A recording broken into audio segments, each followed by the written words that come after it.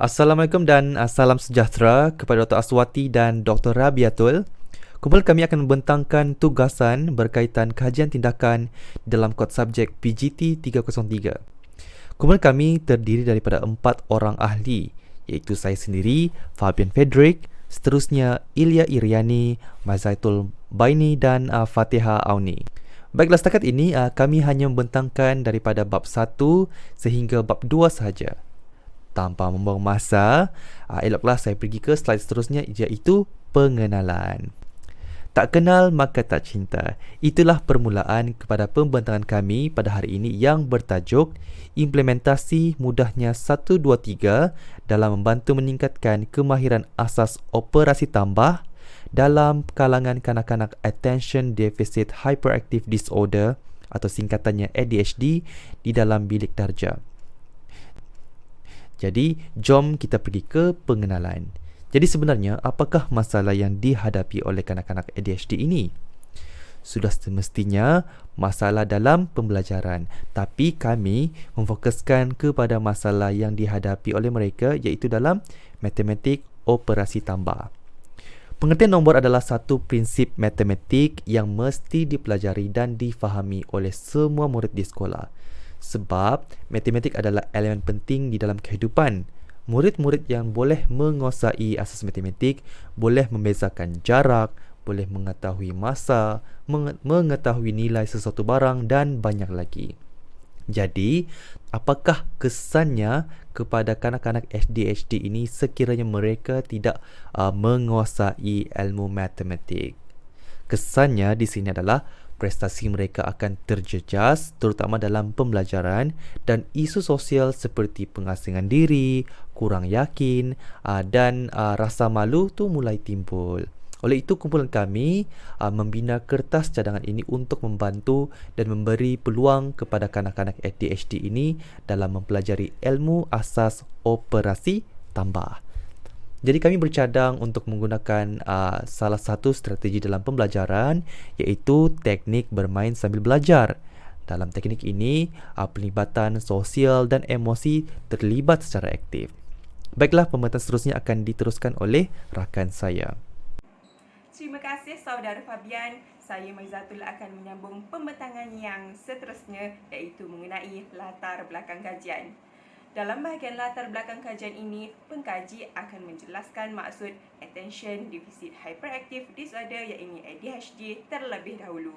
ADHD merujuk kepada tingkah laku hyperaktif dan kurang tumpuan yang berlaku secara berulang-ulang atau berterusan secara kerap yang dilihat amat berbeza daripada kanak-kanak tipikal yang lain.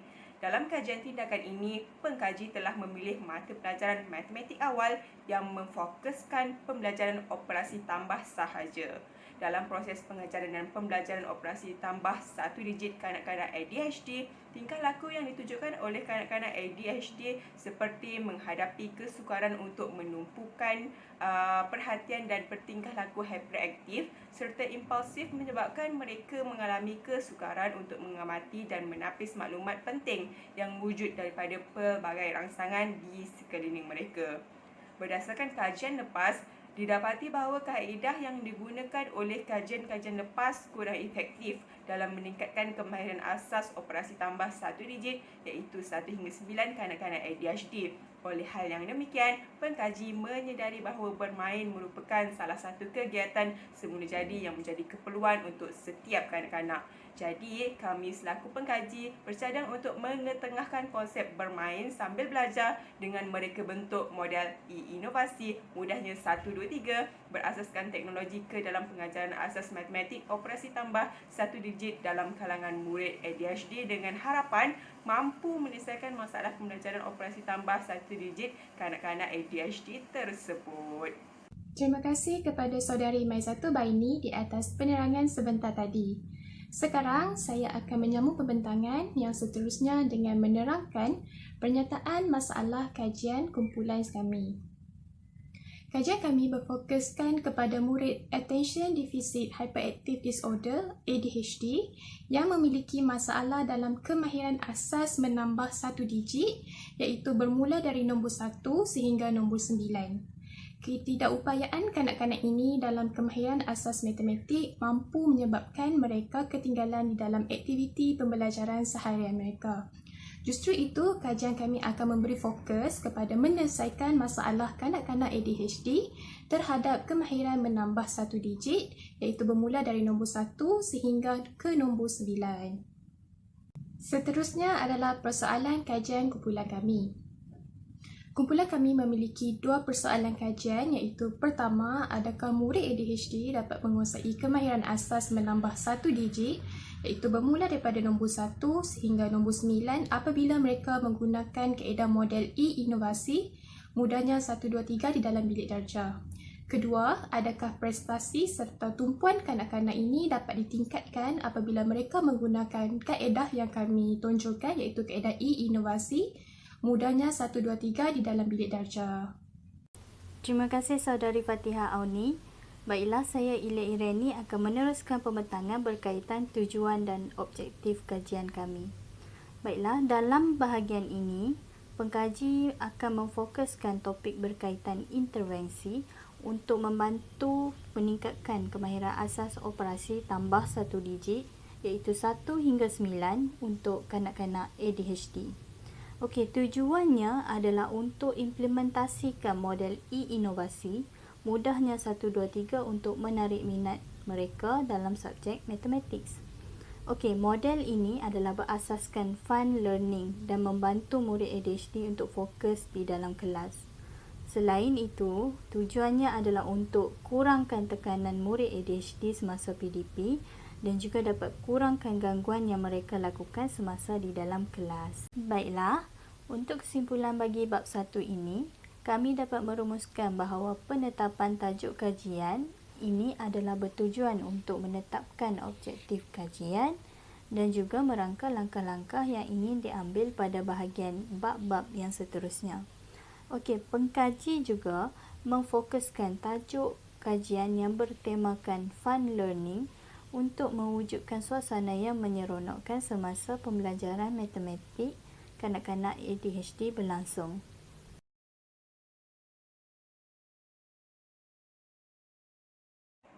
Berikut merupakan pengenalan bagi bahagian 2 sorotan kajian. Seperti yang telah dinyatakan sebelum ini, pengkaji telah merancang satu intervensi menggunakan model E-inovasi, mudahnya 1, 2, 3 untuk dijalankan ke atas kanak-kanak ADHD bagi membantu menyelesaikan masalah yang dihadapi.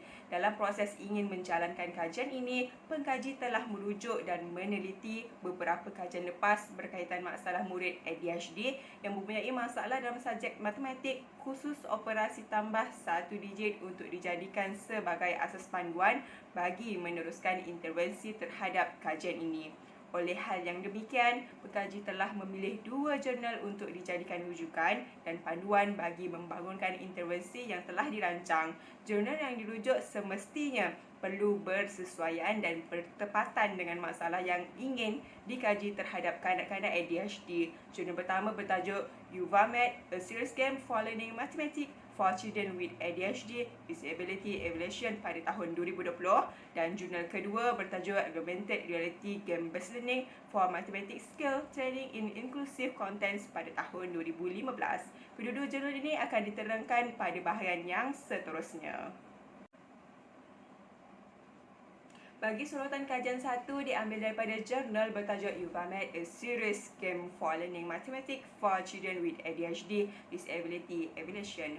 Berdasarkan kajian ini, pengkaji mendapati bahawa teknik permainan yang dijalankan ke atas kanak-kanak ADHD ini telah menggabungkan teknologi dalam pendidikan yang memfokuskan kepada pengajaran matematik kanak-kanak ADHD termasuk asas numerasi 1 digit nombor 1 hingga 9.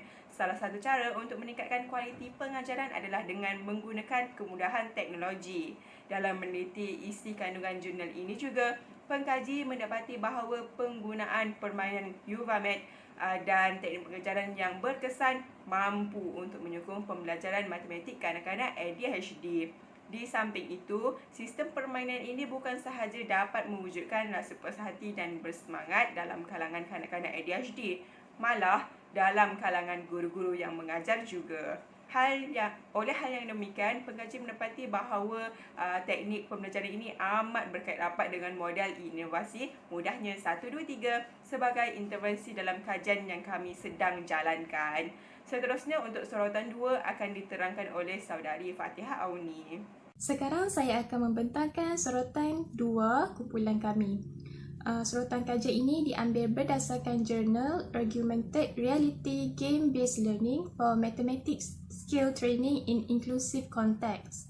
Berdasarkan pemerhatian kami, kajian ini memberi fokus kepada teknik pembelajaran matematik murid ADHD di dalam kelas melalui permainan digital Revelings in My Mirror. Kajian ini mempunyai beberapa persamaan dengan kajian yang sedang kami jalankan dalam model e-inovasi mudahnya 1, 2, 3. Persamaan yang kami kenal pasti adalah keupayaan pengaplikasian permainan digital mampu menarik minat murid ADHD dalam memberi tumpuan kepada aktiviti pembelajaran matematik. Kami juga dapat simpulkan bahawa pengaplikasian permainan digital ini dapat membantu murid ADHD untuk menguasai pemahiran asas matematik. Seterusnya adalah kerangka teori.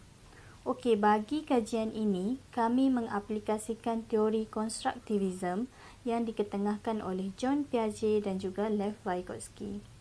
Okey, tujuan kami memilih teori ini adalah untuk membantu murid ADHD membentuk pengalaman baharu melalui pengalaman sedia ada, iaitu melalui pembelajaran matematik yang menyeronokkan. Okey, selain itu, pengkaji turut memfokuskan teknik scaffolding dengan memberi bimbingan dan juga bantuan kepada murid apabila diperlukan sahaja. Okey, dan akhir sekali, pengkaji turut merangka pembelajaran murid ADHD dengan melibatkan aktiviti sosial bersama murid-murid lain dan tidak memfokuskan perkara yang abstrak sahaja. Sekarang saya akan merumuskan kesimpulan kajian bagi bab 2 kajian kami.